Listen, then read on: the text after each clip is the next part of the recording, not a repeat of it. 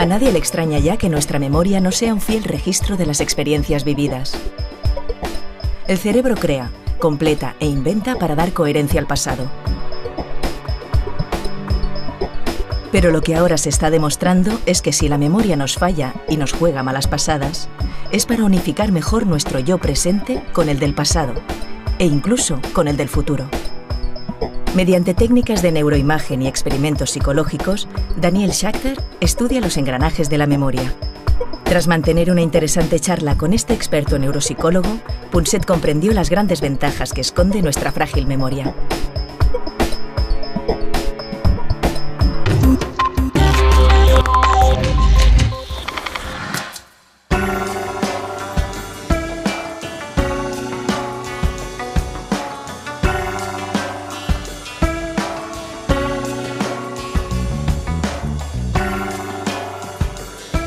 Sin memoria, por supuesto, no hay pasado, ¿no? Pero sin memoria tampoco hay vida. Y como veremos a lo largo de este programa, ahora resulta que sin memoria tampoco hay futuro.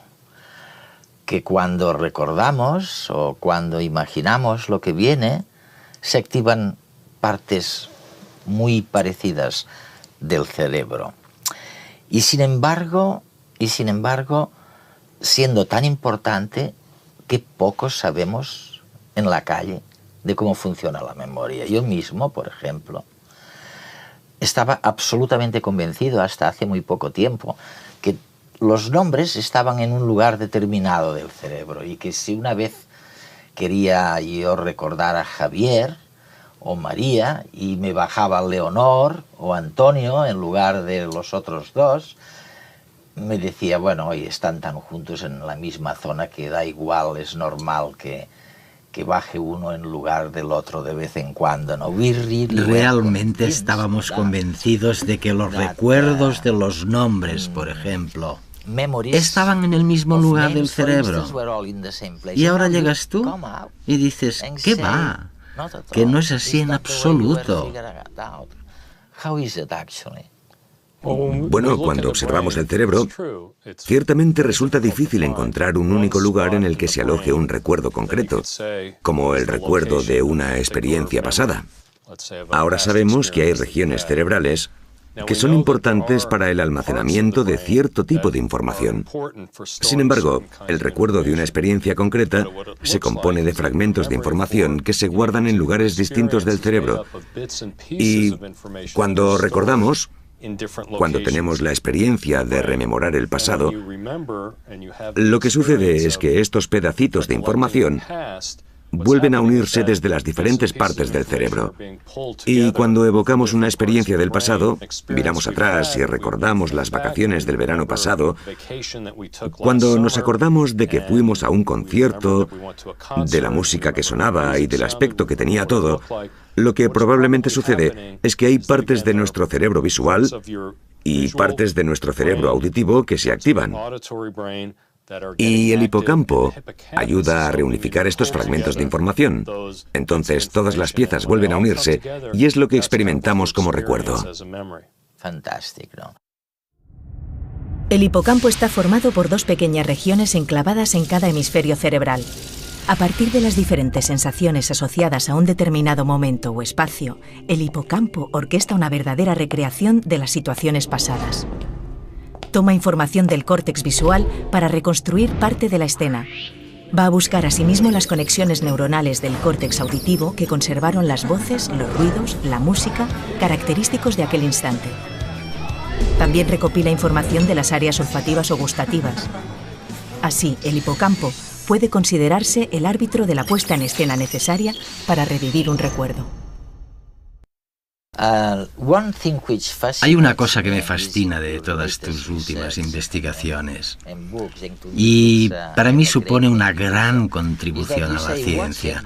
Es cuando dices que existe una especie de conexión íntima entre recordar el pasado e imaginar el futuro. Exacto. De hecho, tienes una fotografía genial en la que se ve cómo se activan las mismas partes del cerebro al recordar el pasado o al imaginar lo que se hará en el futuro. Oye, es increíble. No me digas que no es fantástico, ¿no?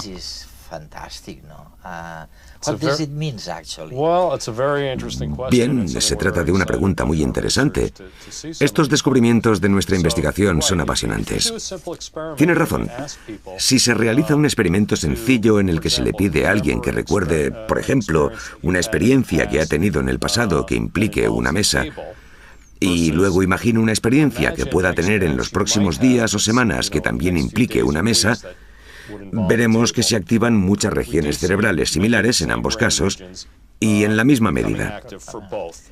Y las imágenes que reflejan la actividad cerebral serán muy parecidas.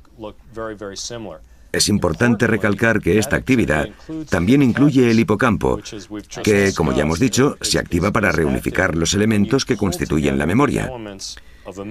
También se activa al imaginar algo que no ha pasado, pero que puede suceder.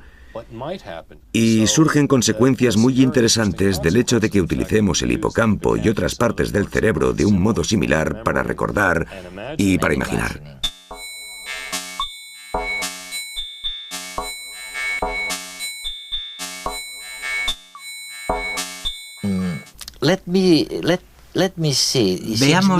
Veamos los fallos de la memoria.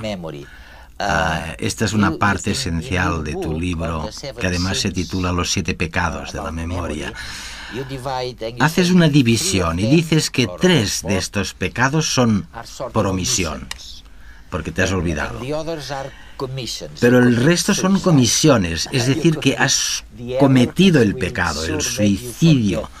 Cometemos el error que hará que olvidemos las cosas. ¿Por qué no se lo explicas a nuestros telespectadores? Claro. Hablemos primero sobre lo que llamo los pecados de omisión. Básicamente se trata de tipos distintos de olvidos, de maneras diferentes de olvidar. Y sí, he sugerido que hay 3 tipos principales, al primero de los cuales denomino transitoriedad.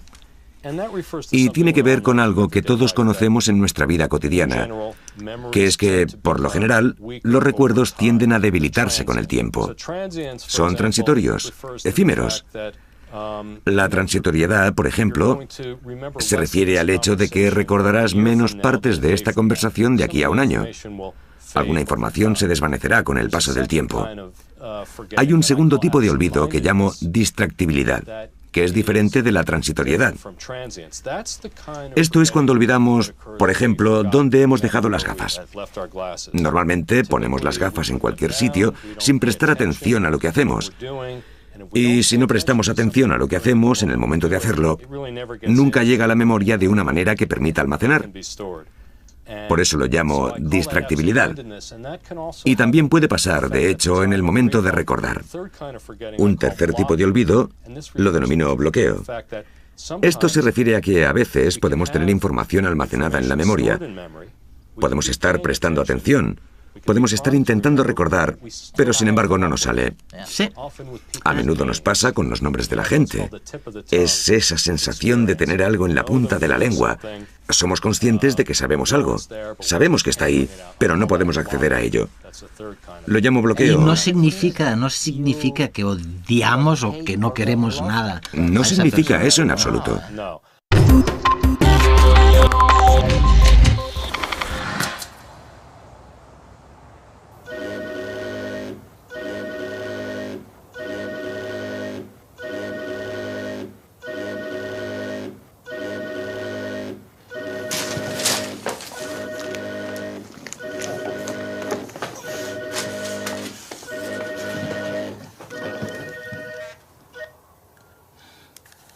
Hola, mamá. Hijo, ¿me oyes? Sí, mamá, sí. ¿Sabe qué día es hoy? Sábado, mamá. Sábado. ¿Pero qué sábado ni qué niño muerto? ¿Ah, no? No. ¿No recuerda que me prometiste llevarme a la exposición de bonsáis hoy? ¿Bonsáis? ¿Cómo no te vas a acordar? Pero si aquel día te hice concretas de pollo y todo, esa que te gustan tanto. Y miramos por internet lo del concurso de bonsái, el que pienso ganar, porque a mí a bonsái no me gana nadie. Porque a mí a bonsái no me gana nadie. Porque a mí a bonsái no me gana nadie. Porque a mí a bonsái no me gana nadie.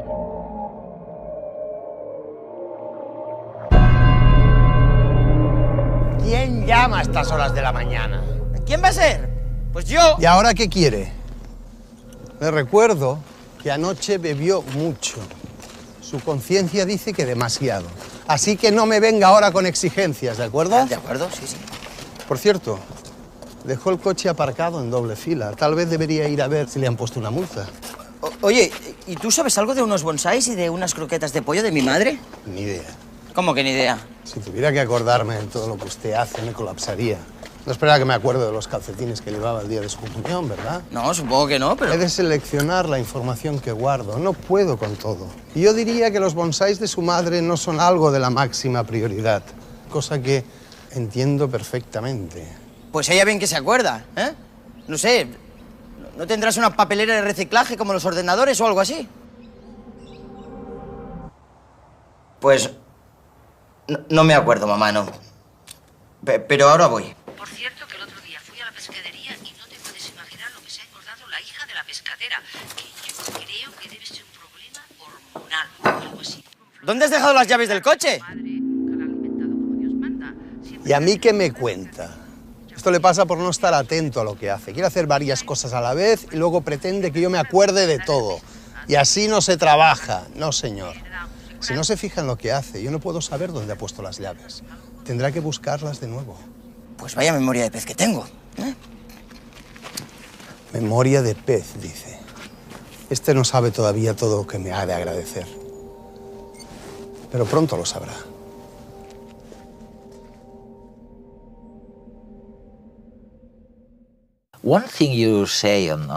Algo que también es importante de lo que dices. Me refiero, cuando hablamos del olvido, ¿no?, a lo importante que es olvidar.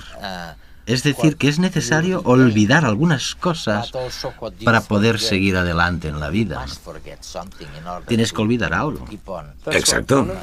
Es una de las cuestiones importantes que hay que mencionar sobre los pecados de la memoria. Y los llamo pecados porque solemos percibirlos negativamente. Pero también tienen una parte positiva, adaptativa, como acabas de decir.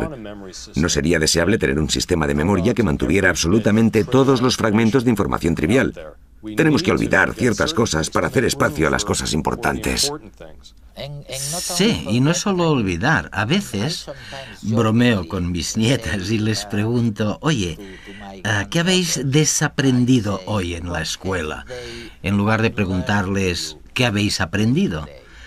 Porque creo que a veces es mucho más importante desaprender que aprender, ¿no? Es muy importante olvidar. Sí.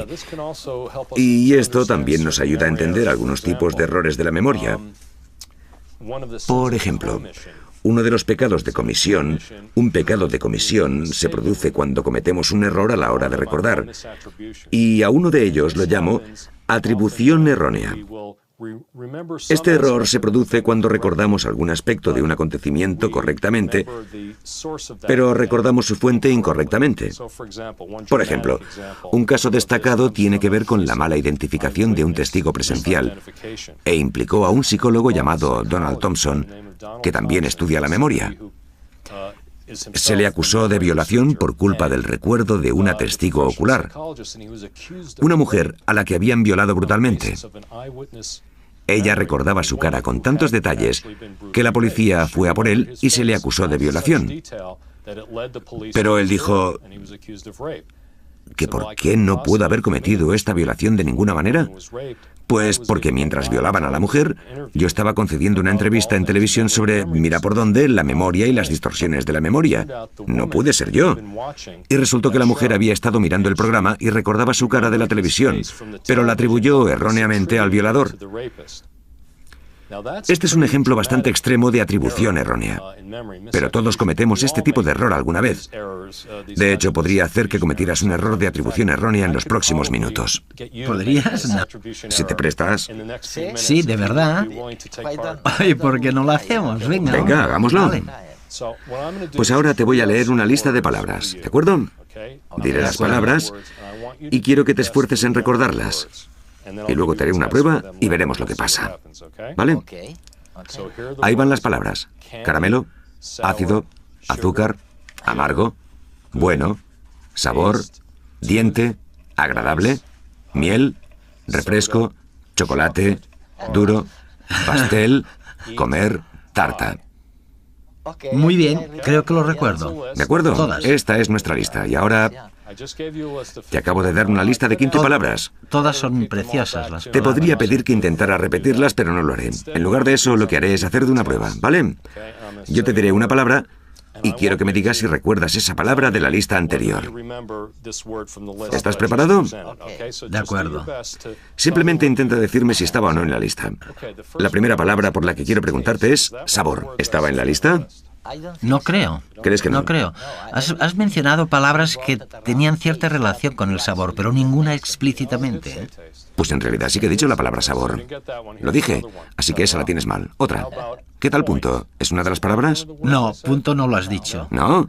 ¿Seguro? Estoy seguro. Tienes razón, no la dije. Ahora dulce. ¿Es una de las palabras? Sí, creo que sí. ¿Seguro? Sí, casi seguro. Pues dulce no es ninguna de las palabras que he dicho. Acabas de demostrar un error clásico de atribución errónea, porque todas las palabras que he dicho estaban relacionadas con dulce. Sabías que tenían que ver con algo como dulce, como el sabor. No estabas seguro de qué. Sabor figuraba, dulce no. Pero tú has recordado dulce. Pues bien, hay varios motivos por los que sucede este error y todos tenemos tendencia a cometerlo. Un motivo es que a veces recordamos el sentido o significado general de una experiencia. Tú recordabas que todas las palabras tenían que ver con el sabor y con algo dulce, pero no recordabas todos los detalles. Se trata de un aspecto positivo de la memoria. Podemos recordar la esencia de lo que sucede. Hay algo relacionado con esta atribución errónea que yo denomino sugestionabilidad. Se trata de otro de los errores de comisión. En este caso, simplemente le sugerimos algo a alguien que podría haber pasado, incluso si no pasó, y muchas personas llegan a creer a través de la imaginación que sí que ocurrió. Nuevamente, esto es muy importante en situaciones de testigos oculares, donde se realiza un interrogatorio para sugestionarlos y se intenta influir en ellos de un modo planeado para que lleguen a creer que pasó algo concreto, y a menudo lo hacen, aunque no sea cierto. Mucho depende de las convicciones que tengan, ¿no? A veces pienso que muchas personas toman decisiones no en función de lo que ven, de lo que es bueno o malo, sino en función de lo que creen, en función de sus convicciones, si es bueno o malo, moral o inmoral. Es verdad. Esto también tiene un papel muy importante en la memoria. De hecho, está muy relacionado con el siguiente pecado de comisión que yo llamo sesgo. El sesgo, sí. Sesgo retrospectivo. Esto se refiere a que los recuerdos a menudo están influenciados y distorsionados por nuestros conocimientos, sentimientos y creencias actuales. De nuevo, no es que simplemente desenterremos algo que sucedió en el pasado de una manera totalmente neutral, sino que a veces lo que sabemos, creemos y sentimos en el presente afecta a nuestras evocaciones de lo que creemos que sucedió en el pasado. Ha quedado claro en nuestras investigaciones. Probablemente muchas conductas dogmáticas y crueles, incluso terroristas, tienen que ver con esta capacidad que has mencionado, ¿no? Con esta capacidad de actuar en función de lo que crees y no de lo que ves. Creo que probablemente sí, porque si tus creencias te hacen distorsionar el pasado para adecuarlo a lo que crees, entonces esas creencias se acaban reforzando y se vuelven mucho más fuertes.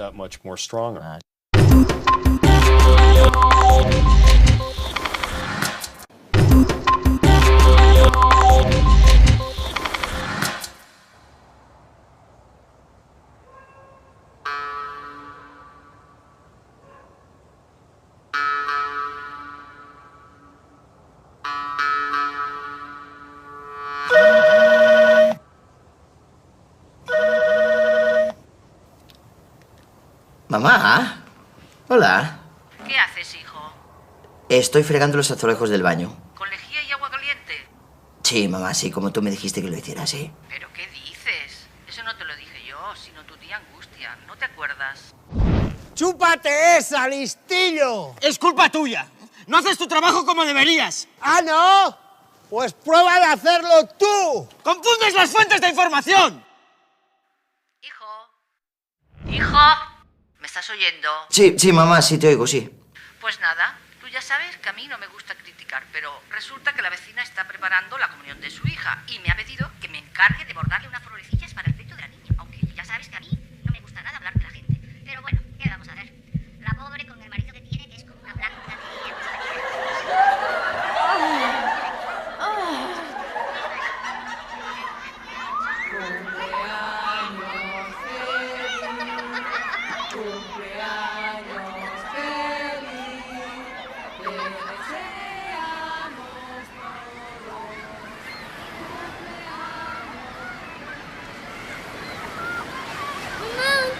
¡Me ha picado un tiburón! ¿Sabes de qué me acabo de acordar, mamá? De esa vez que me picó una medusa y yo creía que era un tiburón y no me quise volver a bañar en todo el verano. ¿Pero qué dices? A quien le picó la medusa fue a tu hermano. ¿Cómo? Y no veas cómo se le hinchó. Tenía la pantorrilla que parecía un chorizo de cantimpalo. Serás cretino, me has mentido, te inventas mis recuerdos. Tranquilícese. Piense que cada vez que recuerda, en realidad lo que me encarga hacer es reinventar de nuevo lo vivido. Tengo que hacer malabares para unir todas las piezas y construir una historia, sobre todo cuando es tan antigua. ¿Sí? ¿Qué morro tienes? Por cierto, ayer me encontré con esa chica tan mona con la que salías. ¿Cuál? Con... Se ha engordado un poco. ¿Susana? Otra como la hija de la pescatera, que en cuanto tenga críos se van a quedar como una mesa camilla. Es que de... No sé por qué la dejé, ¿no? De cadera ancha y contra Con lo eso, bien que nos llevábamos. se le nota ¿Pero qué tonterías está usted diciendo? ¿Qué no ves que estoy hablando por teléfono? Si se llevaban a matar. Y además lo dejó ella. No, perdona, eso no es verdad. Además, conservo muy buenos recuerdos de ella, ¿eh? Lo que pasa es que no recuerda a los malos. ¿Qué? Venga conmigo.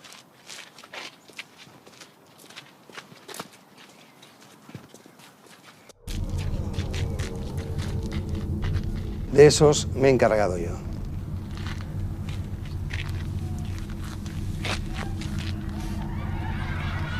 Vaya.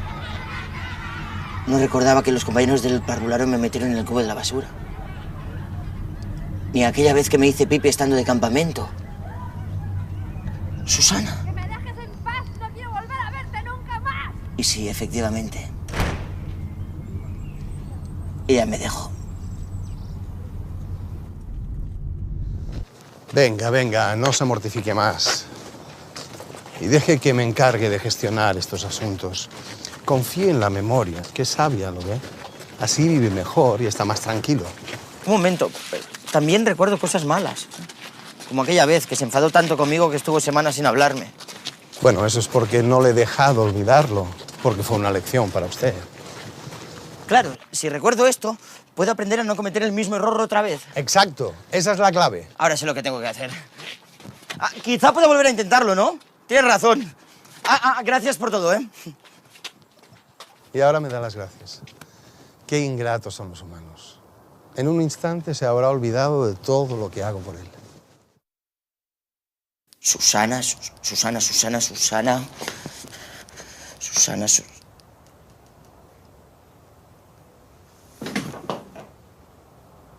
Borré su número y no recuerdo cuál era.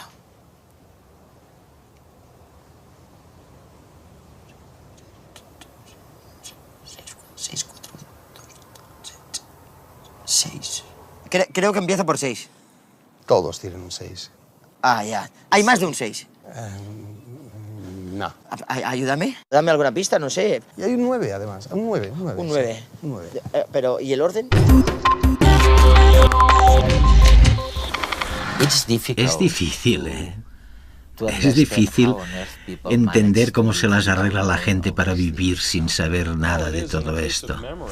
Bueno, Sí, en el caso de la memoria, entender la memoria es importante, no solamente para comprender nuestras vidas, sino también, por ejemplo, para casos como el que hemos comentado antes de los recuerdos de los testigos oculares, donde es fundamental entender si sus recuerdos son exactos o no lo son, porque un recuerdo impreciso de un testigo ocular puede provocar que personas inocentes vayan a la cárcel. Dan, después de tantos años de estar estudiando y profundamente la memoria, ¿te fías más o menos de tu propia memoria que antes? Vaya, buena pregunta. Pues depende. Creo que confío mucho menos en la memoria para los detalles concretos de lo que sucedió hace mucho tiempo. Ahí es donde creo que está a menudo la vulnerabilidad de la memoria. En recordar detalles concretos y especialmente las circunstancias en las que sucedió una experiencia. Pero también creo que la memoria funciona muy bien a la hora de recordar el significado general de nuestra experiencia, el sentido general de lo que nos ha pasado. Por tanto, me parece que la memoria funciona muy bien a la hora de conservar el sentido general, la esencia, la importancia de lo acontecido, aunque no sea tan fiable como nos gustaría a la hora de conservar todos los detalles concretos. Teniendo en cuenta lo que dices, tal vez nos ayude también la memoria a construir el futuro. Y esta es ahora la novedad que nos llama la atención a los que trabajamos en este campo. Intentamos entender cómo utilizamos la memoria para imaginar el futuro, lo que haremos en nuestra vida. Hasta el momento solíamos pensar en la memoria como algo exclusivamente relacionado con el pasado, pero ahora, teniendo en cuenta nuestra investigación más reciente, cada vez nos interesa más el papel de la memoria como algo que nos permite pensar en el futuro, y esto es algo que estudiaremos mucho más en lo sucesivo.